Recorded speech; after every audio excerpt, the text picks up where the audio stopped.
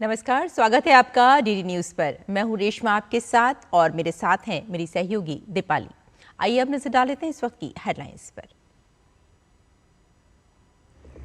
प्रधानमंत्री नरेंद्र मोदी आज वाराणसी के दौरे पर लगभग 2200 करोड़ रुपए के शिक्षा, स्वास्थ्य, कनेक्टिविटी, टूरिज्म और स्पोर्ट्स से जुड़े प्रोजेक्ट की करेंगे शुरुआत।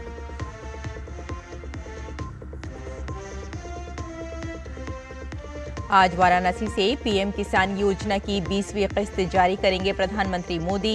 9.7 करोड़ से अधिक किसानों को होगा फायदा। जनसभा भी संबोधित करेंगे पीएम।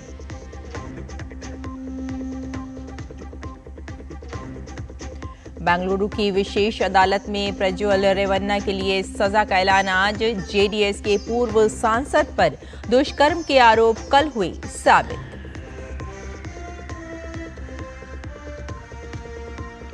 अमेरिका और रूस के बीच बढ़ा तनाव। ट्रंप ने रूस के पास परमाणु पनडुब्बियां तैनात करने का दिया आदेश। गंभीर परिणाम भुगतने की चेतावनी।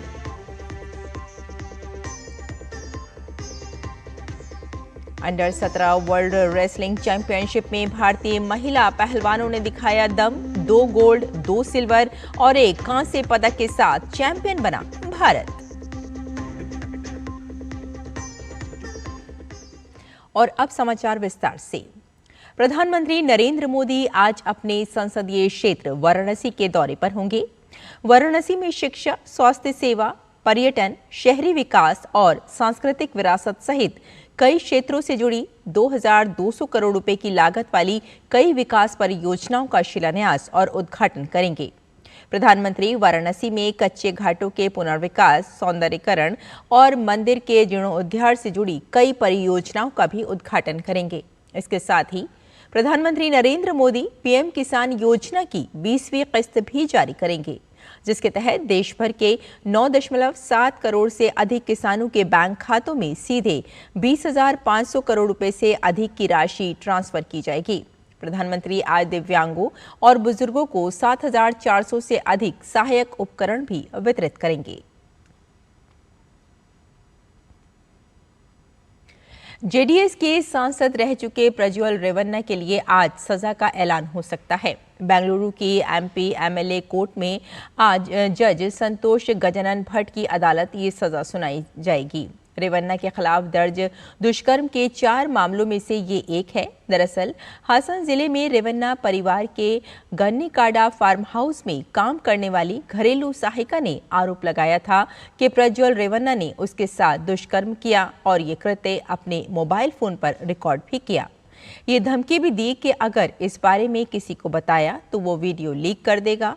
कोर्ट ने इस मामले में 26 सबूतों की जांच की है। 31 मई 2024 को विदेश से बेंगलुरु लौटने पर रेवन्ना को पुलिस ने गिरफ्तार कर लिया था और तब से वो सेंट्रल जेल में है। रेवन्ना की कई जमानत याचिकाओं को सभी अदालतों ने खारिज कर दिया है।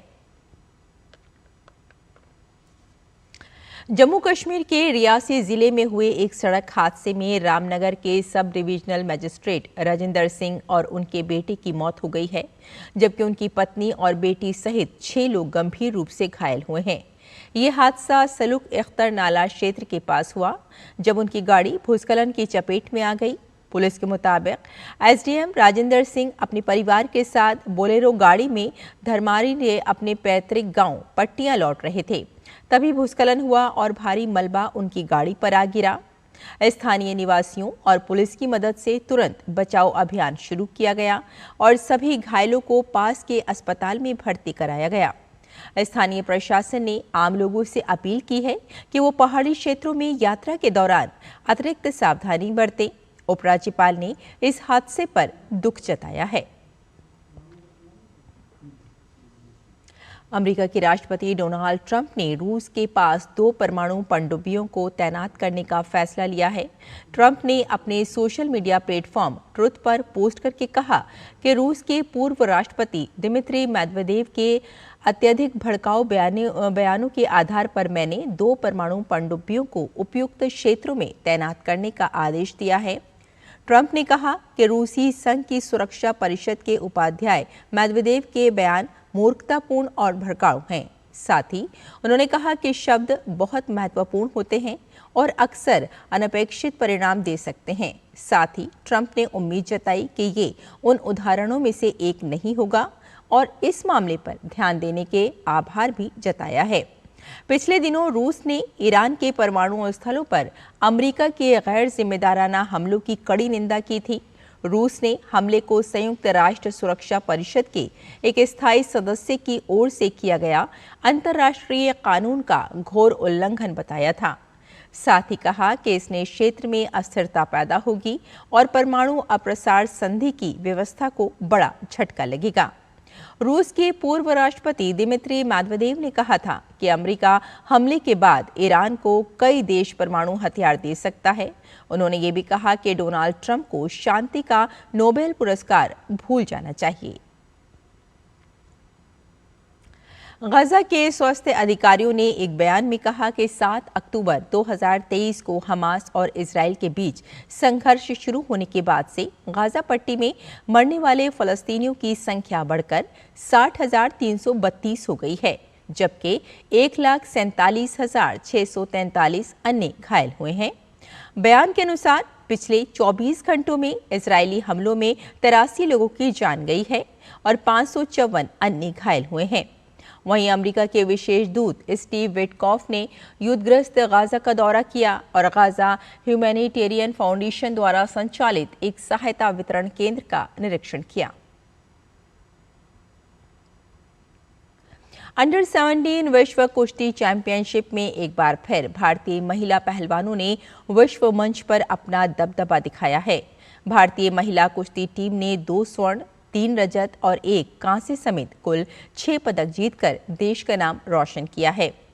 रचना ने 43 किलोग्राम भार वर्ग, अश्वनी विश्नोई ने 65 किलोग्राम भार वर्ग में भारत के लिए पहला स्वर्ण पदक जीता। वहीं भारतीय महिला पहलवान मोनी ने 57 किलोग्राम, काजल ने 73 किलोग्राम, यशिता ने 61 किलोग्राम भार वर्ग में रजत पदक जीता। इसके अलावा कोमल वर्मा ने 49 किलोग्राम भार वर्ग में कांस्य पदक अपने नाम किया। अंडर 17 विश्व कुश्ती चैंपियनशिप में भारतीय महिला कुश्ती टीम ने 151 अंकों के साथ चैंपियन ट्रॉफी जीती, जबकि अमेरिका 142 अंकों के साथ उपविजेता रहा और जापान 113 अंकों के साथ तीसरे स्थान पर रहा।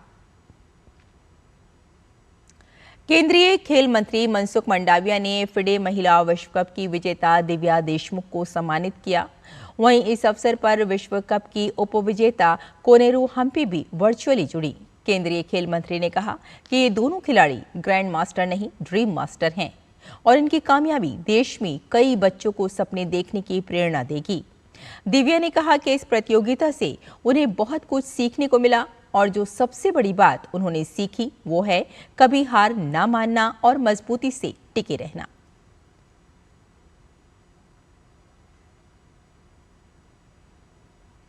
जीएसटी संग्रह जुलाई में बढ़कर 1.96 लाख करोड़ रुपए हो गया है, जो पिछले वर्ष की इसी अवधि की तुलना में 7.5% अधिक है। ये वृद्धि घरेलू लेन देन और आयात दोनों से प्राप्त राजस्व में वृद्धि के कारण हुई, जो स्थिर आर्थिक गतिविधि को दर्शाता है। हालांकि विकास की गति हाल के महीनों की तुलना में धीमी रही। वैश्विक चुनौतियों के बावजूद जुलाई में मैन्युफैक्चरिंग एक्टिविटी मजबूत रही। उत्पादन 16 महीने के उच्चतम स्तर 59.1 पर पहुंच गया, जिससे समग्र आर्थिक गति को बल मिला। जुलाई लगातार 7वां महीना रहा जिसमें संग्रह 1.8 लाख करोड़ रुपए से अधिक रहा। रिफंड के एडजस्टमेंट के बाद जुलाई में नेट जीएसटी राजस्व 1,68,588 करोड़ रुपए रहा, जो एक वर्ष पहले के 1,65,800 करोड़ रुपए से केवल 1.7% अधिक है। स्वतंत्रता दिवस के मद्देनजर भारतीय रेलवे ने 1 अगस्त से विशेष स्वच्छता अभियान की शुरुआत की है। इस अभियान के तहत 15 अगस्त तक देश भर के रेलवे स्टेशन, ट्रेनें, यार्ड और कार्यालयों की विशेष सफाई की जाएगी। अभियान की शुरुआत आज नई दिल्ली रेलवे स्टेशन से हुई, जहां रेलवे बोर्ड के चेयरमैन और सीईओ ने स्वयं सफाई कार्यक्रम में भाग लिया और सफाई कर्मियों को प्रोत्साहित किया।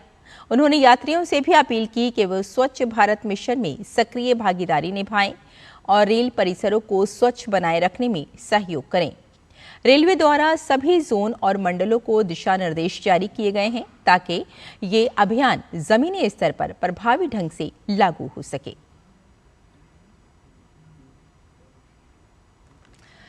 तो हमारे इस विशेष बुलेटिन में फिलहाल इतना ही। मुझे और मेरी सहयोगी दीपाली को यहीं अनुमति दें। नमस्कार।